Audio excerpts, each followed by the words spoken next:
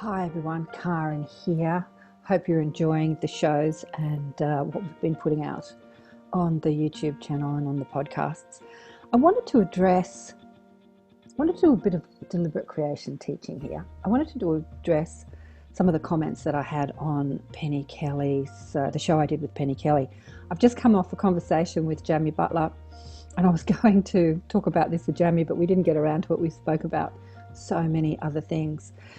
But Penny and I spoke about the upcoming earth changes, which I touched on with Jamie.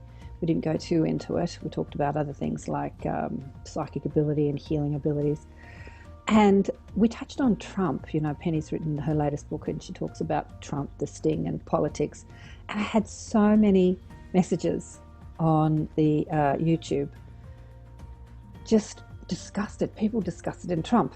And there was one comment that really got me. Someone was saying, that give him a chance, he's a good guy. And then somebody said, I'm trying to understand this point of view. Can someone explain? So I thought I would try my best to explain. As a deliberate creator, it is up to you to flow your energy in a way that feels good, meaning this is how you create your life. So regardless of what's happening in the world, whether there is a politician that's doing heinous things or the atrocities in life, the way to affect change in your own life, and ultimately because we're all connected in the world, is to flow your energy in a way that feels good. Because when you're flowing your energy in a way that feels good, you're connected to your power to create. When you're flowing your energy, when I say flowing your energy, when you're feeling good or bad, because feeling is your interpretation of how you're flowing energy.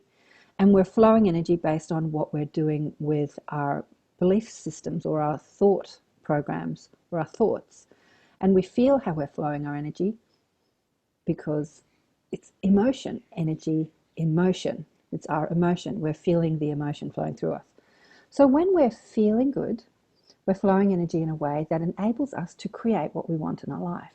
The better we feel, the more power we have to attract or create or manifest what it is that we want. Whether we're wanting a better world, whether we're wanting to expand our psychic abilities, whether we're wanting to go out there in the world and help others set up a shop, making money, doing what you're passionate about. Whether you're wanting health in your body, money in your bank account, lovers to come, it doesn't really matter. Whatever you want, the way you create it is the way you flow your energy. So when you look out into the world and see people that you don't agree with, and a lot of you don't agree with what Trump's doing, I have no opinion of him. I had my opinions, and then I tuned into my guides and they gave me this teaching. So I'm giving it to you. When you look at something and get disgusted or upset about it, you're flowing your energy in a way that is going to create, but it's going to create what you're focused on. So energy is either creative or destructive. And as we talked about with Penny, it's a creative process. We're either creating by destroying or we're creating by building something new. And what people don't understand is that they get really upset about what they see in the world. They don't actually tune into the energy of the solution. What they do is they just start to destroy their own lives. There was this activist that was speaking at the Paradigm Shift conference. It's in Queensland last year.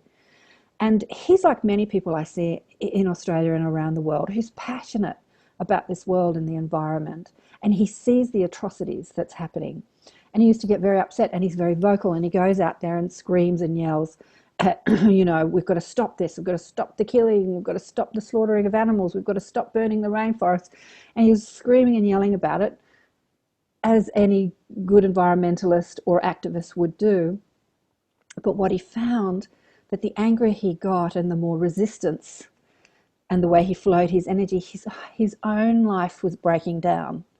His life was falling apart. His health was falling apart. His relationships fell apart.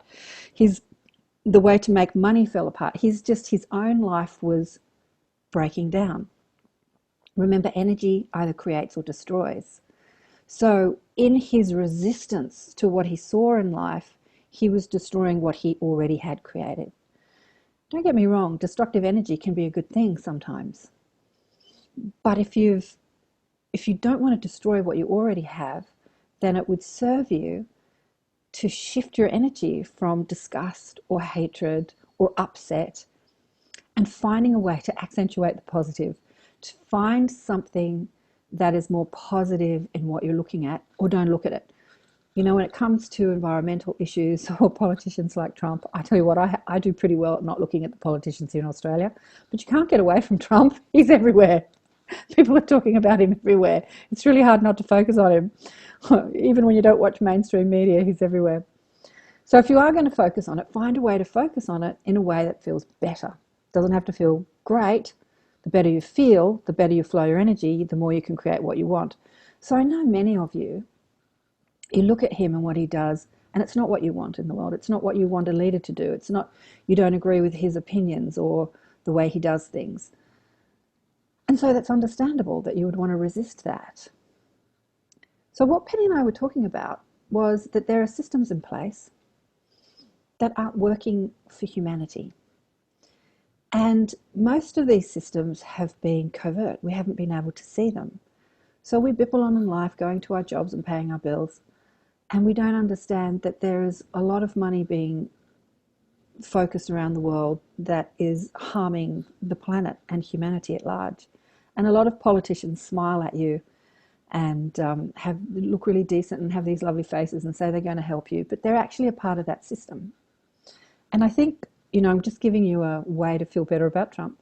I think that Trump, being somebody that you can't control, you can't kind of tell him a secret. He's just going to blurt it out. He's just got that sort of ego where he's like, it's all about me and I know everything. He's not controlled by these systems. So in that respect, he's a part of the breakdown of a political system that hasn't really been stewarding the planet or the uprise of consciousness. And when you look at it in that respect, you can find something, like you can see it working. When he first got elected, I was staying with my brother in Perth, which is on the other side of the country to where I live in Sydney. And he has a teenage son, and his wife and I are in the kitchen making cups of tea in the morning. And my nephew was sitting at the kitchen table, and he said, "Oh, you know, Trump won the election," because it happened overnight here in Australia. And we both looked at him and said, "Nah, that didn't happen." We both thought he was just joking. He was just messing with us, right? And we said, "Nah, that didn't happen." He goes, yeah. And anyway, we didn't believe him. But of course, we turned on the television and found out that he did. And at that time, I was quite shocked that that would be someone that America would elect. Not because I had hatred for him or too much opinion of him. It just didn't seem like a sort of character that would be the president of the United States of America. And I thought, well, if he's been elected to office, there must be a plan involved. You know, the higher beings, the people that are overseeing our planet, that are stewarding the upliftment of consciousness and the shift in the way we do things. There must be a plan involved. So even though my puny ego linear mind may not understand the decisions being made, I'm going to trust that there is a plan involved and that it'll all work out in the end. And that's the way I looked at it. Instead of saying, how could this be? And I'm sorry if you're a Trump supporter and you think he's fantastic. I think he is fantastic in that respect, that he is a part of a plan that is an ongoing plan. And maybe when we look back in history, we'll see the puzzle pieces. We'll see how it all worked out, how it all slotted into place. You know, in our history, the political system wasn't so much about shifting. It was about growth, economic growth. It was about growth, and the politicians sort of stewarded that, and that's what happened. But we've reached a precipice where growth of money and power is out of control. And the systems that we've got in place are not working for the continuation of the human race. And so something's got to give, something's got to shift. And I think that maybe he's involved in that plan. I don't know if he is conscious of that or if it's a subconscious thing. I don't know, you'd have to talk to him about that. But I trust in the powers that be that oversee this planet. You could call that God. You could call that the ETs, if you like, the Galactic Federation of Light, the Light Council. But there are a huge realms, leagues leagues of light beings that are overseeing this planet and overseeing humanity. And they do have a plan. And that's what we talk about on the show all the time, the shift in human consciousness. They've literally sent millions and millions and millions of light weavers, difference makers, star seeds to this planet to shift what has been happening, to turn the corner, because we're not heading in a direction which is sustainable for human life or for the planet herself. And in that, you can maybe find ways to feel better. Like somebody said, I'm trying to understand this point of view. Can you explain? How can I feel good about something that doesn't feel good? Just know that maybe what we're looking at, it's like it works out in your own life. Sometimes you break up with someone who breaks your heart and you think, this is the worst thing that could happen to me. And then you meet someone better, you get married, you have children, or you don't get married and have children, but you meet someone better, you have a better experience, and you look back on that devastation that was the breakup and you understand, oh, it was the best thing that could have happened. It didn't feel like the best thing at the time, but it was. Maybe an illness happened. You're bipping along in your life, stressing, trying to pay the bills, and then an illness hit and you stopped for the first time in your life and started to reevaluate your life and started to really care for yourself, started to look at what I want, and you completely change your point of view about life. You start a spiritual journey, you start nurturing yourself, and you think that illness was the best thing that could have happened.